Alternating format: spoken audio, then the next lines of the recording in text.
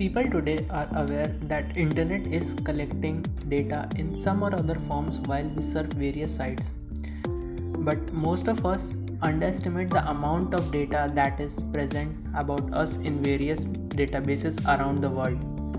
For example, like most of the public, you must be having a Facebook account and you're aware that it stores data like your name, your friend's name, and your age. But let me tell you something, it is just the part of an enormous amount of data that Facebook has about you. Collection. First of all, you give very basic information about yourself on things like Facebook and Instagram, like your name, age, profile picture, and other stuff. Then it combines data submitted by you with other people's data and create a profile of yours. Facebook uses around 100 data points to classify your interests and activities. It will know if you went to Hawaii this weekend or if you have a old motorcycle gifted by your dad.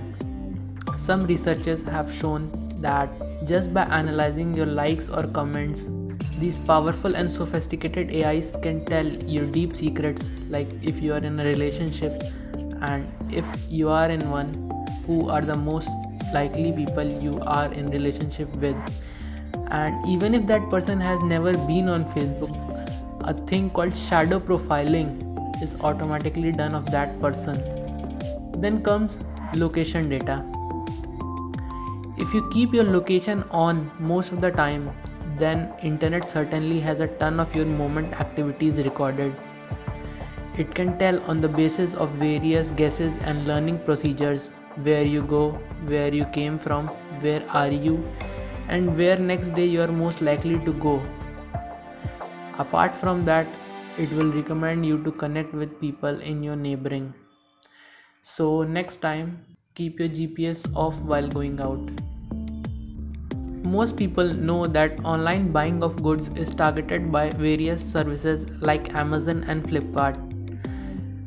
But what most people don't realize is that companies have ways to track their offline buys too.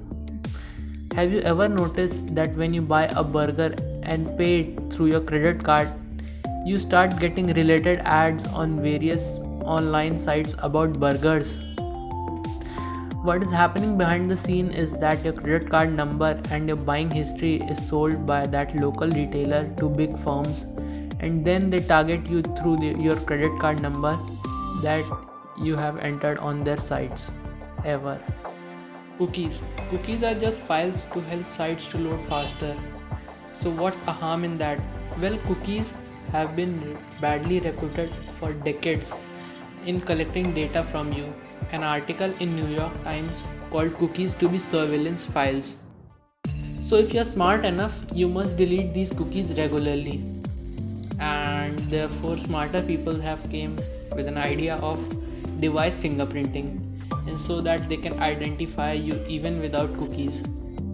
An example is a mail that you get from Google about your recent sign-in on a certain device. Although some sites reveal their fingerprinting strategies, most of them never will.